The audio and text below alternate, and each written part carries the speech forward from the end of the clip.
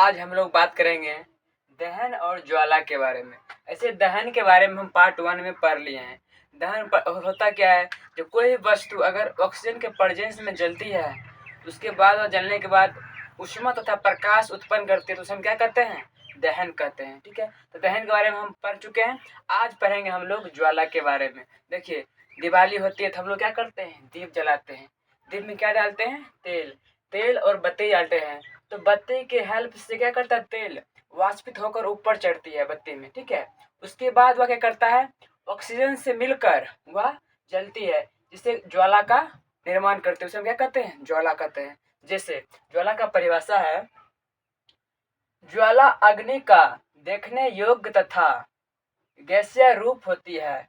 जब ईंधन वाष्पीकृत होकर ऑक्सीजन के साथ जलती है तो यह ज्वाला का रूप धारण कर लेता है, जिसे हम क्या कहते हैं? ज्वाला। मतलब कोई भी चीज अगर गैसीय पदार्थ में है, ठीक है, अगर वह जलती है तो वह क्या करती है? ऑक्सीजन के साथ मिल जाती है। मिलने के बाद वह उसका वाष्प ज्वाला का रूप लेती है। ठीक है, उसे हम क्या कहते हैं? ज्वाला कहते हैं। जैसे हम लोग खाना बनाते हैं एलपीजी गैस पे, ठीक है, या फिर स्टोव पे। तो स्टोव पे जब हम खाना बनाते हैं तो इसका प्रकार दो होती है, एक होता है अप्रदीप ज्वाला, एक प्रदीप ज्वाला आता है। पहले हम पढ़ेंगे अप्रदीप ज्वाला के बारे में। ठीक है, देखिए, जैसे हम खाना बनाते हैं तो एलपीजी बनाते हैं ना, तो उसका रंग कैसा होता है? ब्लू होता है। ब्लू इसलिए होता है को आपकी जो ईंधन होती है, ईंधन उसके पूर्ण दहन हो जाती है, कुछ बचती है नहीं है, तो क्या वहाँ पर और प्रकाश क्या होता है? वहाँ प्रकाश कम होती है, इसलिए होती है कम, वहाँ कुछ बचती है नहीं, पूर्ण दहन हो जाती है। पूर्ण दहन से क्या होता है? वो कुछ बचेगा नहीं, बचेगा नहीं तो क्या क्या होगा? उसका पदार्थ चमकेगा नहीं, चमकेगा तो प्रकाश कम होगा, इसीलिए उसे क्या कहते हैं? अप्रदीप्त कहते हैं। तो हम पहले जानेंगे प्रदीप्त और अप्रदीप्त क्या होता है। प्रदीप्त वह वस्तु होती है जिससे क्या उसके खुद का प्रकाश हो। क्या होता है? खुद का प्रकाश। वैसी वस्तु जिसके खुद के प्रकाश से प्रकाशित हो उसे हम क्या कहते हैं? प्रदीप्त कहते हैं। जैसे सूर्य हो गया, सूर्य क्या है? प्रदीप्त है। इसीलिए क्या उसके पास खुद की अपनी एक लाइट है। ठीक है, तो वो अपनी लाइट से क्या होते हैं? प्रदर्शित होती है, मतलब प्रकाशित होती है। लेकिन चंद्रमा, चंद्रमा क्या है? चंद्रमा के पास अपनी लाइट नहीं है। ठीक है, चमकती है पर उसके पास अपनी लाइट नहीं है, वो सूर्य के प्रकाश से चमकती है, तो क्या कहलाएगी? अप्रदीप्त होगी। ठीक है, तो उसी तरह देखिए अप्रदीप्त ज्वाला, इसमें ईंधन को जलने में पर्याप्त मात्रा में क्या मिलती है? ऑक्सीजन मिलती है। ऑक्सीजन मिलती है जिससे ईंधन का पूर्ण दहन होती है। अब उसको पर्याप्त मात्रा में ऑक्सीजन मिल गया तो ऑक्सीजन क्या करता है? किसी को जलने में मदद करती है। दहन क्या होती है? पोषक होती है। ठीक है, तो जिससे ईंधन की पूर्ण दहन होती है और इसे ज्वाला का रंग नीला होता है। ठीक है, अब पूर्ण दहन हो जाएगी, पूर्ण दहन तो इसका क्या होता है? रंग ज्वाला, ज्वाला मतलब फ्लेम, जो फ्लेम होता है उसका क्या होता है? रंग नीला होती है, जिसका रंग नीला होता है। ठीक है, जिससे हम अप्रदीप्त ज्वाला कहते हैं। अप्रदीप्त ज्वाला इसलिए कहते हैं कि यहाँ क्या हो गया? पूर्ण दहन हो गया, कुछ भी नहीं बचा। कुछ भी नहीं बचा तो क्या होगा? वहाँ पर उसका जो पार्टिकल है ना, कुछ भी नहीं बचा तो चमकेगा ही नहीं। चमकेगा नहीं तो क्या होगा? उसमें रोशनी बहुत कम होगी।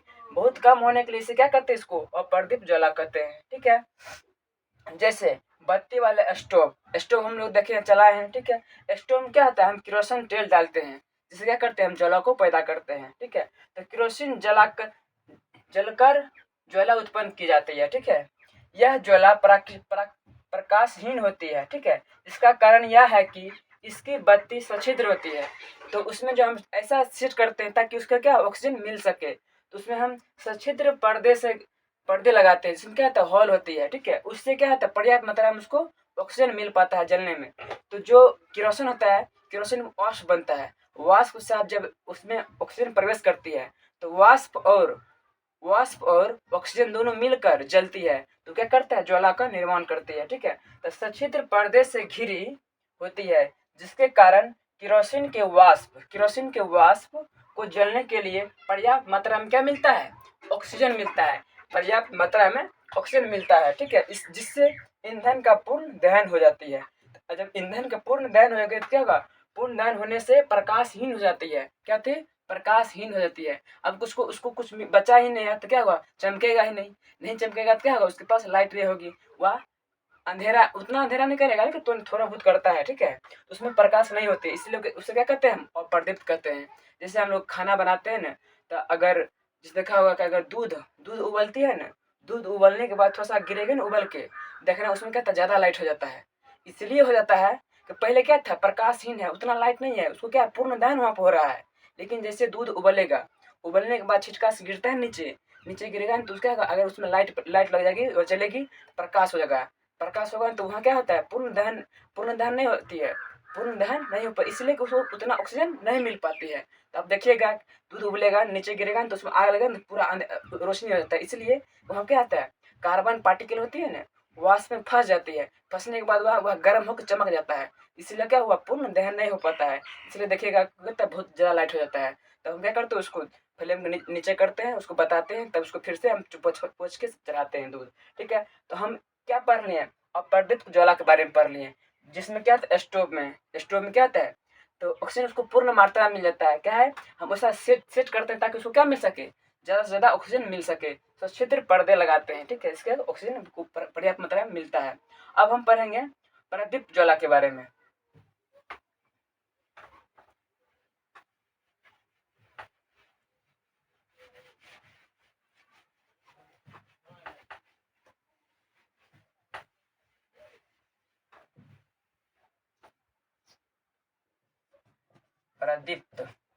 प्रदीप्त ज्वाला, प्रदीप ज्वाला पहले हम जान लेंगे प्रदीप ज्वाला में क्या होता है। सिंपली होता है कि जैसे कि कोई भी जलता है तो उसको उतना मात्रा में जितना उसको मिलना चाहिए जलने में, उतना ऑक्सीजन नहीं मिल पाती है। नहीं मिलने के कारण क्या होता है, कार्बन पार्टिकल वाष्प में फंस जाती है। फंसने के बाद जब वह गर्म होती है, गर्म होने के बाद वह तपती है, तपने के बाद वो क्या कहता है, उससे चमकीला रोशनी निकलती है, वही होता है ज्वाला। ठीक है, जैसे हम लोग क्या करते हैं, जैसे मोमबत्ती की ले लीजिए, मोमबत्ती, ठीक,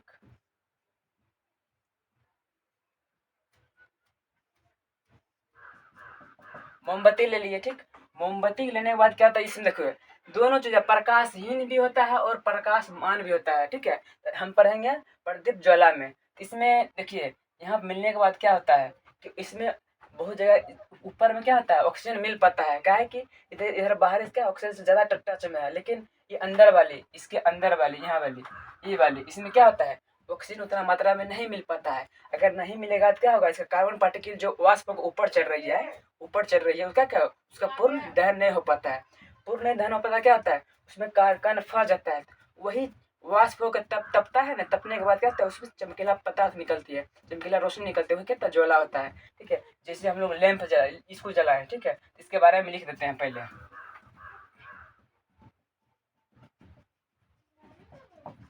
मोमबत्ती को जलाने पर प्रकाशमान मंडल में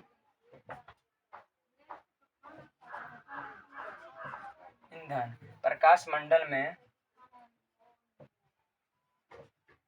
ईंधन का पूर्ण दहन नहीं हो पाती है, क्योंकि जितनी मात्रा ऑक्सीजन की चाहिए उतनी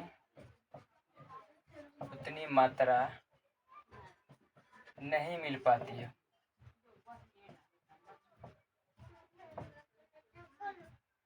उतनी मात्रा नहीं मिल पाती है, जिसके कारण क्या आता है, उसके पार्टिकल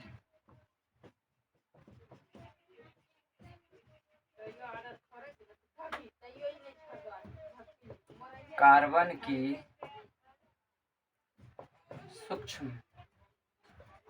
सूक्ष्म कण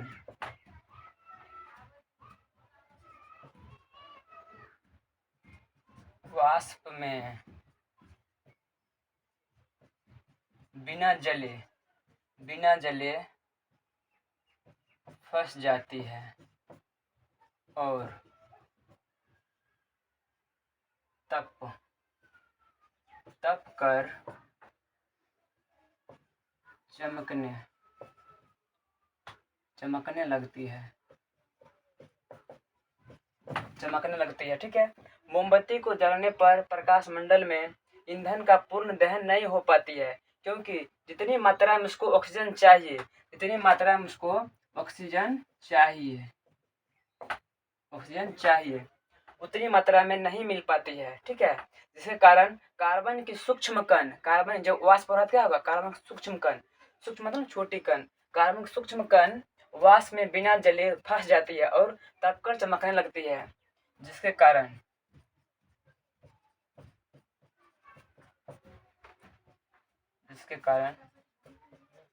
ज्वाला प्रकाशमान हो जाती है,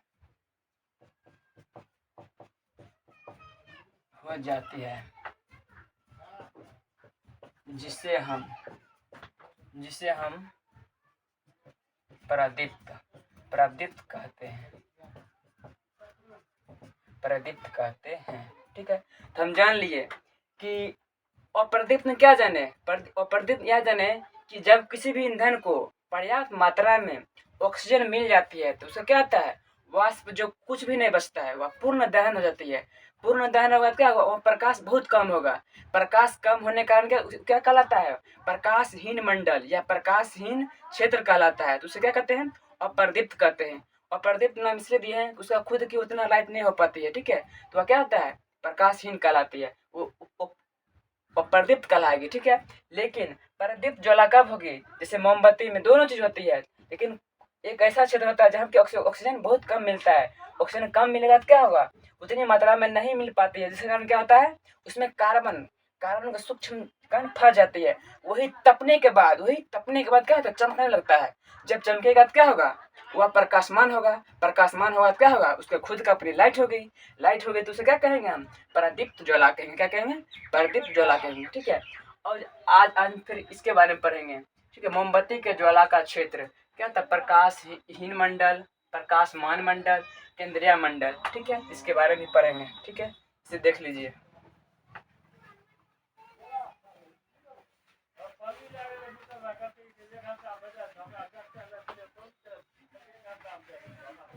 ठीक है, देखिए एक होता है प्रकाशहीन मंडल। प्रकाशहीन मंडल आप तो समझ गए होंगे। प्रकाशहीन मंडल ये क्या कैसे किस लिए है, कहे कि ऊपर से क्या मिल रहा है इसको, बाहरी मंडल से इसको पर्याप्त मात्रा में ऑक्सीजन मिल रही है। अगर पर्याप्त मात्रा में ऑक्सीजन मिलेगा तो जो वाष्प होता है ना इसमें, जिसमें फंस भी गया होगा तो क्या होगा, ईंधन पूर्ण रूप से जल गया होगा। पूर्ण रूप से जलेगा तो कुछ बचेगा नहीं, बचेगा तो क्या होगा, उसका प्रकाश बहुत कम होगा तो उसे क्या कहेंगे, प्रकाशहीन मंडल कहेंगे। और प्रदीप्त मंडल भी कह सकते हैं, ठीक है। लेकिन ठीक, प्रकाशहीन मंडल कहेंगे, ठीक।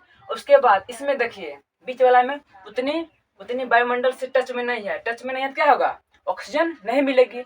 ऑक्सीजन उतनी मात्रा में नहीं मिलेगी, थोड़ी बहुत मिलेगी, ठीक है। तो उसमें क्या होगा, वाष्प में जो फंसा होता है ना कार्बन कण, जो फंस गया वह उस उतना बढ़िया से नहीं जल पाती है। नहीं जलेगी तो क्या होगा, वह तपेगी, तपने के बाद क्या होगा, वह चमकेगी तो क्या होगा, उसका खुद की क्या होगी, लाइट होगी। इसलिए वो क्या होता है, प्रकाशमान मंडल होता है। उसे प्रदीप्त मंडल भी हम कह सकते हैं, ठीक है।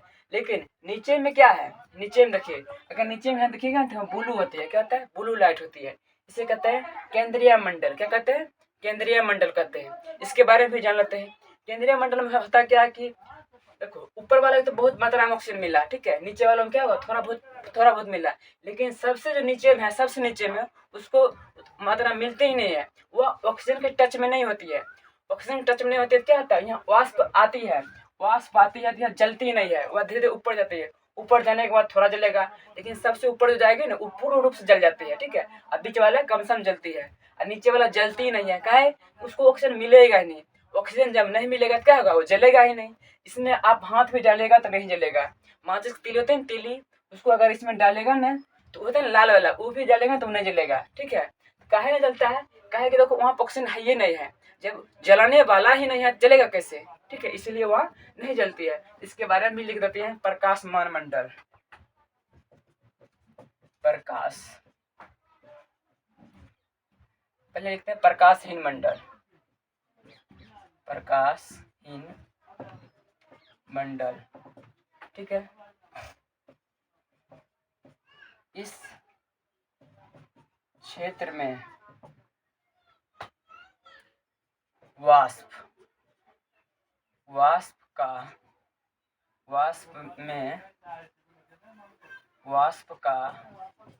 पूर्ण दहन होती है, जिसके कारण जिसके कारण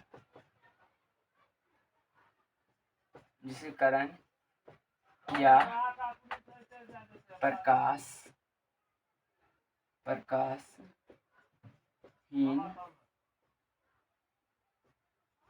क्षेत्र कहलाती है।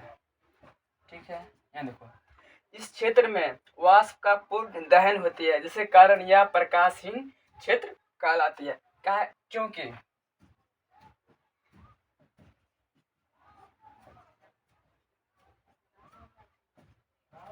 इस क्षेत्र की ईंधन पूर्ण रूप से जल जाती है। ठीक है, इसीलिए क्या कहलाएगा? प्रकाशहीन मंडल कहलाएगा। जब इसके पास सब कुछ जल ही गया, ठीक है, तो कुछ तनी मनी बचेगा रोशनी, तो उसे क्या कहेंगे? उतना रोशनी नहीं है इसके पास, तो क्या कहेंगे? इसको प्रकाशहीन मंडल कहेंगे। लेकिन प्रकाशमान मंडल, आप पढ़ेंगे प्रकाशमान मंडल के बारे में।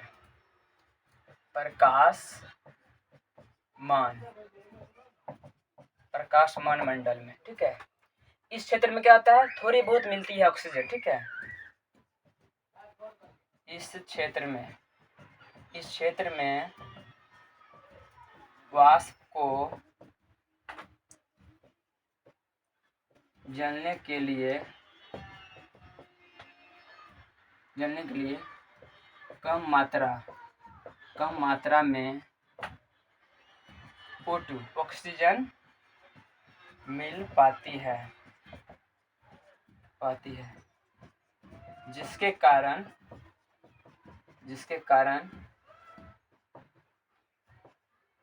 ईंधन का पूर्ण दहन नहीं हो पाती है,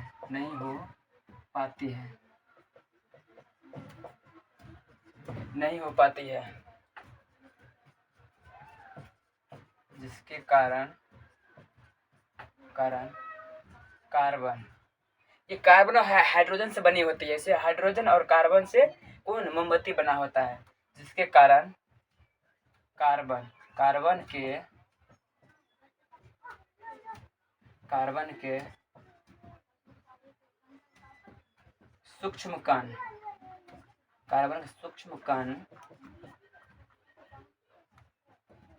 वाष्प में फंसकर चमकने लगती है,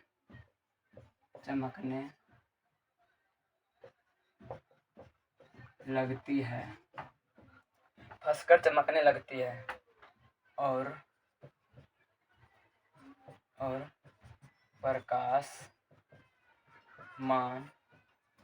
प्रकाशमान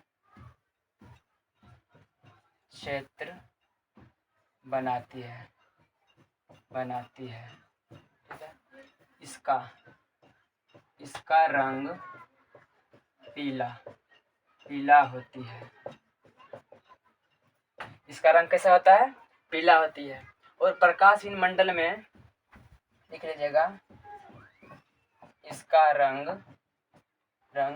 नीली होती है। इसका रंग नीला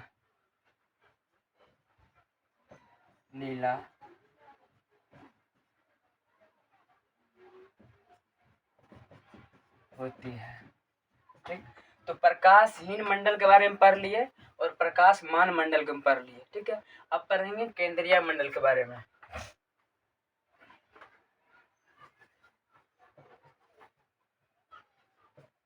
केंद्रीय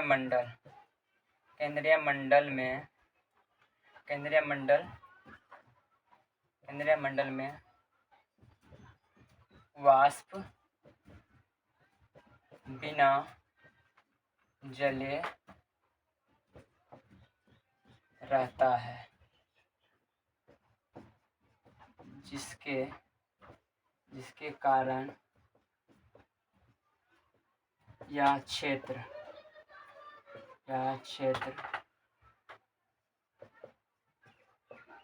बहुत बहुत कम गर्म होती है तथा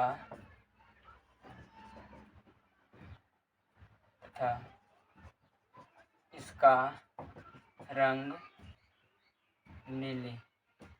नीला होता है। ठीक, तो इनका केंद्रीय मंडल में वाष्प बिना जले रहता है, इसमें वाष्प जलता ही नहीं है। काहे नहीं जलता है आपको बता चुके हैं कि वहाँ क्या ऑक्सीजन पर्याप्त मात्रा में मिलता है, ऑक्सीजन जाता ही नहीं है। ठीक है, तो वहाँ वाष्प है ना बिना जले रहता है, जिसके कारण यहाँ यह क्षेत्र बहुत गर्म होती है। ठीक है, इसका रंग नीला होती है। ठीक है, आज इतना ही तक तो हम बता चुके हैं इसके बारे में सब कुछ, आज इतना ही तक खत्म हो गया।